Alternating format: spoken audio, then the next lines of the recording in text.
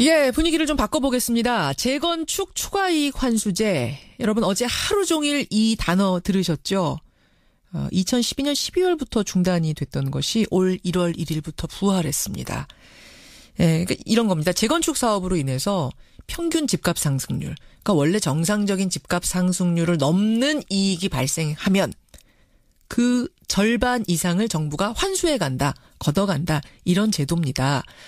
정부가요, 지난 21일에 강남 4구에 대해서 재건축 아파트 부담금을 예측해 보니까 최고 단지는 총 8억 4천만 원을 내야 되더라. 예, 평균은 4억 4천만 원이고 최고로 많이 내는 곳은 8억 4천만 원까지 환수를 할 수 있도록 이렇게 나온답니다.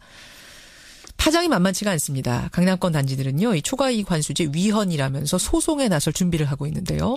과연 이 초과이익 환수제가 정말 집값을 잡는 묘약이 될지, 아니면 부당한 법으로 부작용만 낳을지 전문가들의 전망도 엇갈립니다. 짤막한 토론 듣고 판단하시죠. 먼저 초과이익 환수제에 적극 환영하는 분이세요. 세종대학교 변창흠 교수 연결이 되어 있습니다. 변 교수님, 안녕하세요. 네, 안녕하세요. 예, 초과이익 환수제 부작용만 키울 거다 반대하는 분도 계십니다. 명지대학교 권대중 교수님, 안녕하세요. 네, 안녕하세요. 예, 먼저 변 교수님. 네네. 초과이익 환수제 꼭 필요하다 이렇게 생각하시는 거예요? 네, 뭐 이 제도는 사실은 약간 좀 오해가 좀 있는데요. 어허. 그 이번에 아까 소개하실 때 이제 다시 부활했다고 말씀하셨습니다만 사실은 그 시행이 유보됐다가 이번에 이제 유보 기간이 종료되면서 본격적으로 시행되는 제도입니다. 부활이란 표현보다는 유보란 표현을 써달라 이런 말이죠. 아니요, 유보된 게 이제 해제됐기 때문에 예, 본격적으로 시행되는 예. 거다 이렇게 그렇게 이해를 하면 좋겠다. 예, 왜 필요하다고 생각하세요? 사실은 이게 재건축 사업에 대해서 그 개발이익 환수 차원에서 두 가지 제도가 있었거든요. 하나가 이제 소형주택 의무화 제도고 예. 또 하나가 이제 재건축 초과이익 환수제인데 이 제도는 이제 2005년부터 이제 제도가 도입돼서 재건축 과정에서 생기는 개발 이익에 대해서는 공익적 차원에서 이제 환수돼야 한다는 거에 대해서 공감대가 있었고 당연히 환수가 됐어야 되는데 2008년에 글로벌 경제 위기 때 주택 가격이 안정되면서 실효성이 없어서 시행이 유보됐었던 거거든요. 예. 근데 지금은 여건이 부동산 가격이 워낙 이제 급등하고 있고 그 당초에 그 이게 유보됐던 이유가 지금 사라졌기 때문에 지금은 이제 시행될 수밖에 없다 이렇게 생각을 하고 있습니다. 부동산이 급등하고 있고 그 시발점이 재건축 아파트로부터 시작하기 때문에 결국 그것을 잡아야 한다 이런 말씀이세요? 아니요. 그렇게 보기보다는 이 제도 자체는 이 재건축이라는 제도 자체가 그 개발 사업을 추진하면서 본인의 이 노력과 무관하게 사회적 이익을 통해서 만들어진 가치이기 때문에 그것을 이익을 환수하는 것은 당연한 원리이고 이렇게 이익을 환수해야만 초과 이익을 위해서 과도한 수요가 생기는 문제를 해소할 수 있기 때문에 알겠습니다. 환수하는 것입니다. 권대중 교수님. 네. 예, 어떻게 생각하십니까? 글쎄요, 그 부동산 그 가격이 상승하는 걸 막기 위해서 이런 제도를 도입했다고 생각되지만 법 취지는 그러나 오히려 이제 부동산 시장의 부작용이 더 클 거라고 보여집니다. 어떤 부작용? 첫째로 우선 미실현 이익에 대한 과세라는 게 아직도 논란이 있고요. 그러니까 아직 이익을 손에 넣지 않았는데 먼저 세금을 걷어가는 게 옳으냐 이 말씀이신 거죠? 집을 팔지 않았는데. 이게 사업 초기인 추진율 단계에서부터 준공 단계 시점까지를 모두 계산하는데. 예. 만약에 중간에 집을 산 사람이나 최근에 집을 산 사람도 과거의 소유자 것까지 다 물어야 되는 그런 문제가 있고요. 이렇게 이제 그 세금을 물리게 되면 재건축 사업이 추진이 안 되면 공급이 줄 수 있고요. 특히 강남 지역의 희소성 때문에 가격이 높아질 수 있습니다. 예. 뿐만 아니라 이제 시장에 현재는 뭐 유동성이 많기 때문에 이 재건축 시장뿐이 아니라 다른 주택들도 다 같이 가격이 올랐는데 유독 재건축 시장에만 물린다는 거. 도시재생 사업을 여러 가지 하고 있는데도 불구하고 재개발 또는 다른 사업은 물리지 않고 예. 재건축에 물린다는 형평성 문제도 있고요. 형평성 문제. 이런 것이 만약에 그 1가구 1주택까지 물려버리면 5억짜리 주택이 만약에 7억 8억 돼서 1억 1천만 넘으면 개발 이익의 50%를 물리기 때문에 현금이 없는 사람은 집을 팔고 나가라는 얘기거든요. 아까 원래 그 집에서 그 한 채 가지고 쭉 살던 실거주자들 네네. 그런 그 돈 문제도 있고요. 마련 못하면 나가야 된다. 금년 1월부터 지금 시행을 하고 있는데요. 예. 향후에 재건축을 추진하는 단지들이 사업도 잘 못 가게 되면 도시도 슬럼화될 수 있고요. 만약에 사업을 진행한다 그러면 원가를 높여서 개발 이익을 낮추는 편법이 나타날 수도 있습니다. 이런 점들을 모두 감안해서 이게 재조정되거나 또는 시행을 유보하거나 해야 될 것 같습니다. 지금 부작용 부분과 위헌 부분 두 가지를 말씀하셨어요. 먼저 위헌 부분 좀 보겠습니다. 지금 이게 이제 실효성이 있을 거냐 없을 거냐, 부작용이 있냐 없냐는 둘째치고 법적으로 네. 문제가 있다, 위헌 소지가 있다는 주장이 나오고 있더라고요. 네. 제가 잠깐 설명을 좀 드리자면 이런 겁니다, 여러분. 최근에 그 집을 구입한 사람은 실제로 얻은 시세 차익이 적겠죠. 그 전부터 갖고 있던 사람에 비해서. 그런데 이 세금을 무는 방식은 조합에다가 세금을 부과한 다음에 n분의 1로 조합원들을 똑같이 나눕니다. 그러니까 최근에 사서 2천만 원 시세 본 사람이나 오래전에 구입해서 3, 4억 시세 본 사람이나 세금을 똑같이 물게 되는 현상. 똑같이 2억 원을 낸다. 이렇게 된다면 이게 형평성에 어긋나는 거 아니냐. 위헌이다. 이런 거죠, 권 교수님. 네네. 거기에다가 예. 또 하나는 이제 사업 초기인 추진위원 단계에서부터 작년까지는 지난해까지는 그 관리처분 인가를 신청한 단지 또 인가를 받은 단지는 면제해줬는데 이제 준공 시점까지 늘어나 있거든요. 예예. 근데 사실은 추진위원 단계에서부터 관리처분 단계 이전까지는 서류로만 왔다 갔다 하기 때문에 개발 항의라고 보기는 좀 애매합니다. 알겠습니다. 사실은 이주하고 나서 착공하고 준공 시점은 분명히 개발 사업을 했다고 볼 수 있죠. 자, 근데 사실은 앞에 부분이 기간이 더 많이 길어요. 예. 사업 시행은 물론 2, 3년도 안 되거든요. 알겠습니다. 예, 하여튼 네. 이게 형평성에 어긋난다. 집 사서 오랫동안 묵혀서 이익 크게 본 사람하고 적게 본 사람한테 똑같이 세금 매긴다는 부분. 또 한 가지는 아까 말씀하신 아직 집을 팔지 않았기 때문에 손에 쥐인 이익도 없는데 세금을 먼저 내야 된다는 이 부분. 네. 이제 뭐라 그러나요? 실현되지 않은 것에 대한 세금 부과 문제에 대해서 변 교수님 답변 주시죠. 네네. 우선 재건축 부담이 초기에 구입한 원래부터 살던 분하고 나중에 구입한 분들 간에 이제 형평성 문제가 있을 수 있다는 부분에 대해서 말씀을 드리면요. 예.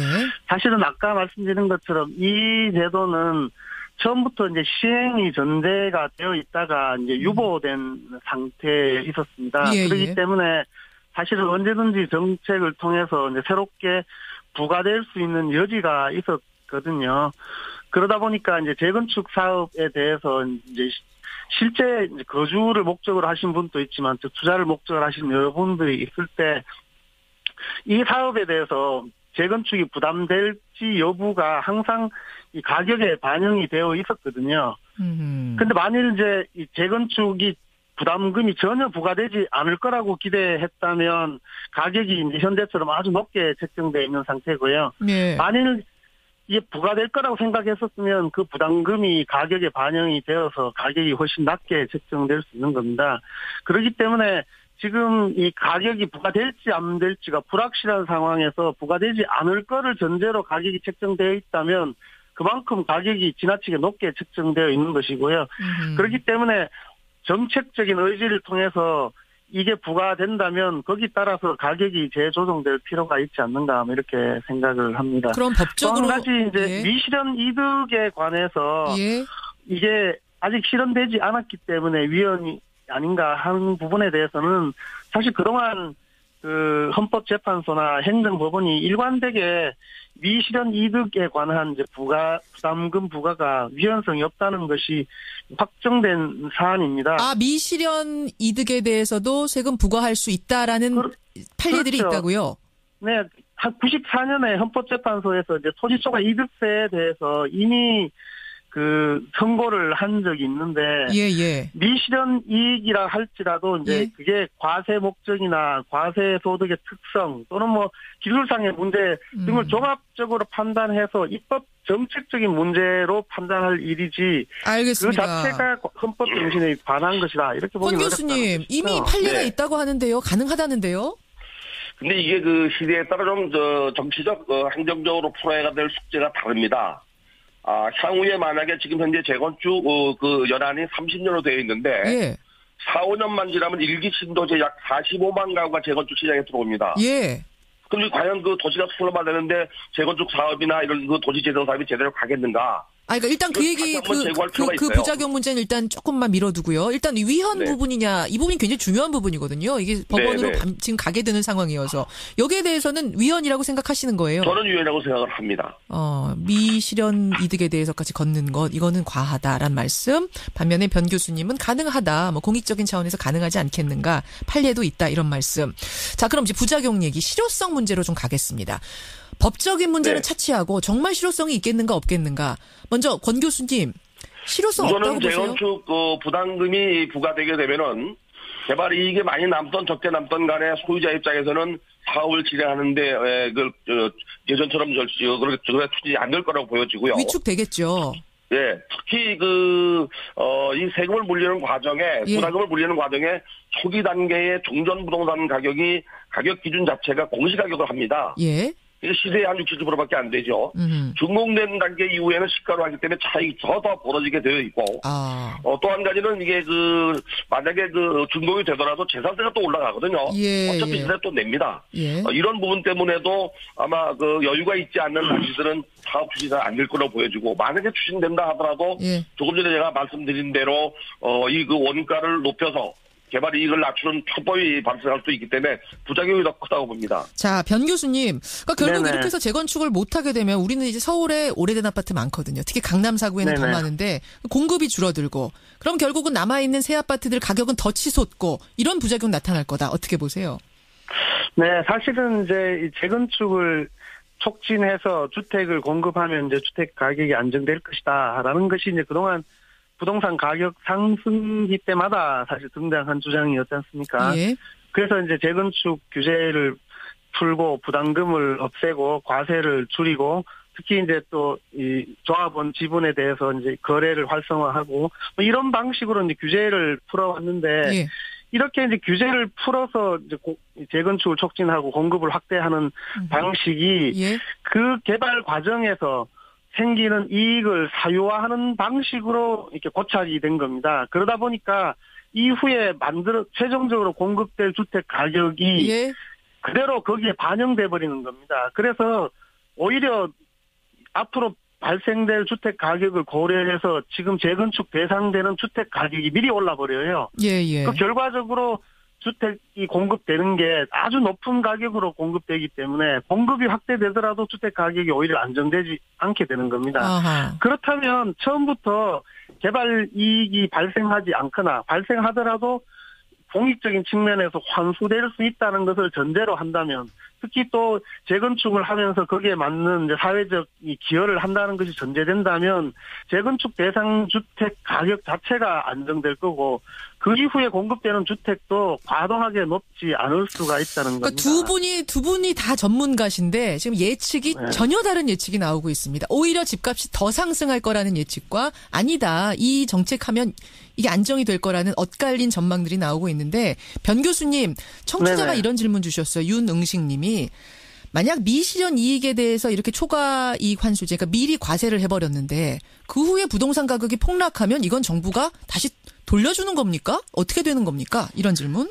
지금은 과세를 하는 게 아니고요. 지금 사업 시행 인가를 받은 이제 3개월 이내에 재건축 부담금이 얼마 될 거라라고 예정액을 산정하는 겁니다. 그래서 이 예정액을 관리 처분할 때 미리 반영하도록 지도하고 있는 상태이거든요. 그러니까 그거 내는 거잖아요. 어쨌든 간에.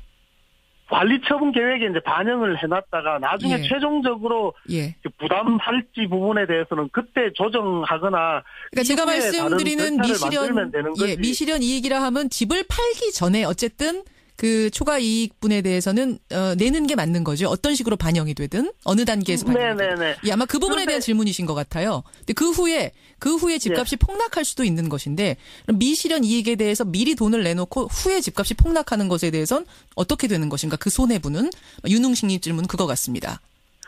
네, 사실은 이제 그 가격이 떨어질 수 있는 가능성이 전혀 없는 것은 아니지만 그렇다고 해서 이 재건축 부담금 부가 자체가 위헌적이거나 이제 법률 위반이거나 이렇게 보기는 어려운 거죠.